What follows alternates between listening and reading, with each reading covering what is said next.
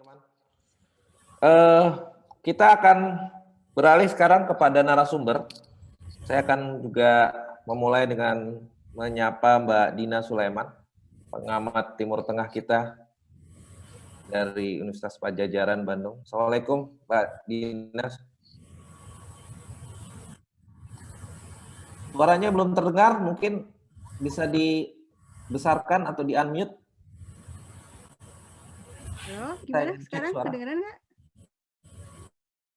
Ya, tapi kurang keras, Mbak Dina. Bisa lebih keras sedikit. Sekarang? Tes. Ya, kalau sekarang ya lumayan. Sedikit lagi. Okay. Ya, saya ingin bicara tentang poros perlawanan, masa depan poros perlawanan. Dengan perginya atau tidak adanya Jenderal Qasim yang sudah membawa banyak modal-modal politik dan modal sosial di Timur Tengah. Sikapnya yang non-sektarian, pergaulannya yang luas, melewati batas mazhab dan agama, dan kemampuan lobinya yang juga menjangkau secara geografis menjangkau daerah Timur Tengah, daerah-daerah vital di Timur Tengah, dan juga harapan baru tentang perjuangan yang lebih jujur, yang lebih terhormat dan bermartabat ini selama ini sudah dijalankan dengan sangat baik oleh Jenderal Qasim. Setelah beliau pergi, dari kacamata Mbak Dina Sulaiman, dari lensa geopolitik Mbak Dina Sulaiman, bagaimana masa depan dari poros perlawanan di Timur Tengah? Silakan Mbak Dina, kira-kira 6-7 menit bisa menjelaskan. Ya, kalau saya lihat segera setelah setelah kematian Jenderal Qasim kan milisi-milisi di berbagai daerah di Timur Tengah, dari Yaman, Lebanon, juga Irak itu kan seolah-olah waktu itu tuh semangatnya luar biasa naik gitu kan. Bahkan kemudian kan tak lama kemudian Irak juga bangkit meminta Amerika keluar dari Irak. Kemudian Yaman juga sudah memberikan ancaman akan memberikan balasan. Kemudian juga Hizbullah juga. Nah, Hamas pun bahkan terang-terangan ya memberikan dukungan jadi datang bahkan ke Teheran pimpinan Hamas. Ini kan terlihat bahwa kematian beliau justru membangkitkan semangat kelompok resistensi di kawasan. Cuma kemudian yang ironisnya itu muncul hal-hal yang seolah membalikkan situasi gitu ya, terutama masalah tertembaknya pesawat Ukraina itu kan, itu memang banyak sekali kejanggalan, tapi sampai sekarang kan hasilnya setahu saya memang belum ya, hasil resminya ada apa sih sebenarnya. Cuma kalau dari sisi dan akhir-akhir ini yang terjadi berulang di Damaskus, pesawat-pesawat Israel itu membombardir Damaskus itu ternyata dengan cara berlindung di balik pesawat sipil. Nah, saya jadi teringat kejadian memang ada pesawat yang akan menyerang dan berlindung di balik pesawat sipil karena modusnya kemudian berulang atau muncul di Damaskus di serangan-serangan beberapa waktu terakhir terhadap Suriah yang dilakukan oleh militer Israel. Kemudian ditambah lagi dengan pandemi COVID sehingga negara-negara yang menjadi aktor utama di kawasan hampir semuanya sibuk dengan urusan pandemi ini. Kita lihat ya Iran itu mengurangi juga tensi juga ya Mbak Dina? Ya, saya lihat tentu saja mengurangi tensi ya. Yang menarik adalah lembaga think tank Amerika itu sudah misalnya kayak Brookings itu kayaknya udah para penulisnya itu udah mulai memberikan prediksi bahwa Iran akan tumbang. Ya, jadi kalau sudah dihajar banyak hal ya, sudah ya istilahnya habis-habisan ya dalam menghadapi pandemi ini, kemudian ada embargo yang luar biasa juga beratnya. Mereka kasih ininya juga prediksinya ini kayak sebentar lagi akan tumbang, tapi kan ternyata enggak gitu kan. Artinya Iran punya solusinya sendiri dalam menghadapi pandemi, antara lain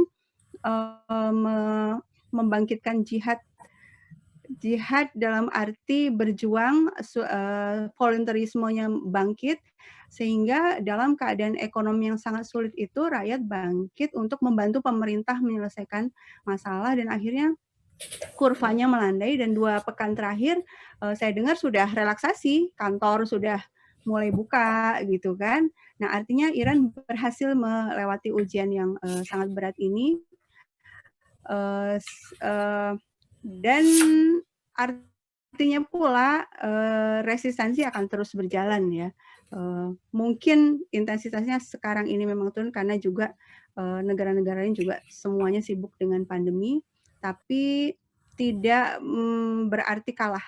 Ya, jauh dari kata kalah. Saya pikir seperti itu. Oke. Terkait dengan buku ini sendiri yang kita bahas saat ini, apa sumbangan penting dari buku ini menurut Mbak Dina Sulaiman? Tentu saja lebih dari sekedar memperkenalkan sosok Qasim Sulaimani, tapi juga memperkenalkan kontribusi beliau terhadap. Apakah buku ini memberikan gambaran yang cukup signifikan tentang hal tersebut menurut Mbak Dina, atau seperti apa? Ya, yang pertama yang saya saya apresiasi dari buku ini adalah mampu menjelaskan peta konflik Timur Tengah yang rumit sekali itu. Ya, buat yang tidak mengikuti itu akan terasa rumit, terlalu banyak tokohnya, terlalu banyak nama-nama kota yang asing gitu kan. Nah, buku ini tuh berhasil menjelaskan dengan sederhana dan bisa diikuti. Kemudian juga memperlihatkan bahwa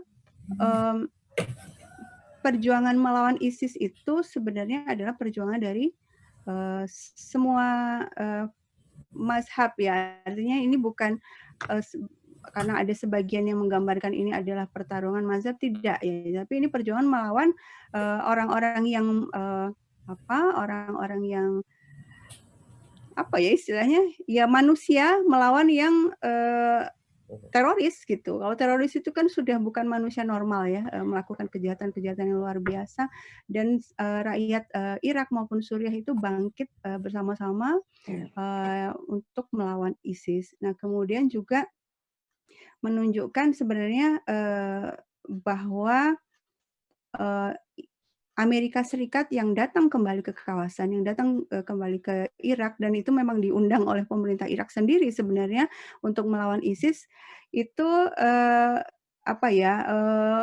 terlihat bahwa Amerika itu memang setengah hati dalam menumpas ISIS. Buktinya setelah Jenderal Qasim Sulaimani dan Abu Mahdi menggalang pasukan rakyat, milisi sukarelawan, barulah ISIS berhasil dikalahkan gitu kan. Lalu Amerika kemana saja? Justru malah kalau di Suriah itu yang dilakukan Amerika adalah membombardir tentara Suriah yang hampir mengalahkan ISIS gitu. Jadi sampai ada joke bahwa Amerika ini pasukan udaranya ISIS gitu ya. Tiap kali udah hampir menang tentara Suriah, datang pesawat Amerika untuk membombardir, meskipun selalu alasannya salah tembak gitu. Nah, kemudian poin penting lainnya yang saya lihat di buku ini adalah buku ini juga memberikan pandangan filosofis ya terhadap sebuah perjuangan. Jadi sejak Perang Suriah, sejak 2012 itu kata jihad dan jihadis itu seolah-olah identik dengan kejahatan luar biasa yang dilakukan oleh ISIS, oleh teroris, oleh Al-Qaeda dengan berbagai nama gitu kan, Al-Nusra dan lain-lain. Tapi sebenarnya kan jihad dalam pandangan Islam itu tidak seperti itu gitu kan. Jihad itu berupaya bersungguh-sungguh dalam berbagai bidang, terutama kalau dalam kasus di Timur Tengah adalah melawan kejahatan gitu ya, bukannya berbuat jahat gitu kan. Jadi perbuatan atau perjuangan melawan ISIS itulah yang jihad gitu, bukannya sebagaimana diklaim oleh ISIS bahwa mereka sedang berjihad.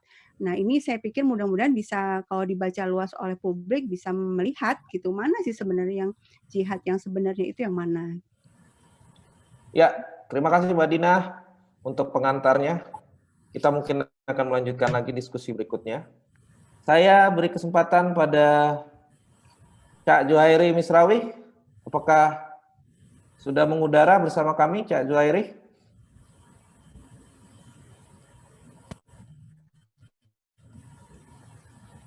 Kalau tidak, saya ingin minta sedikit pendapat dari Mbah Tejo tentang sosok Qasim Sulaimani ini. Kita tadi sudah mendengar kidung dan musiknya. Mungkin juga perlu mendengar komentar Kang Tejo, Mbah Tejo tentang sosok Jenderal Qasim Sulaimani yang Mbah Tejo kenal ini. Bisa sedikit memberi penjelasan, Mbah Tejo? Saya tidak ada kapasitas, tapi saya tak komen-komen sambil nunggu Gus Mis ya. Ada. Ya. Jadi tadi dari Mas Musa, saya menarik dari jenderal ini adalah kepuitisannya dari Mas Musa tadi.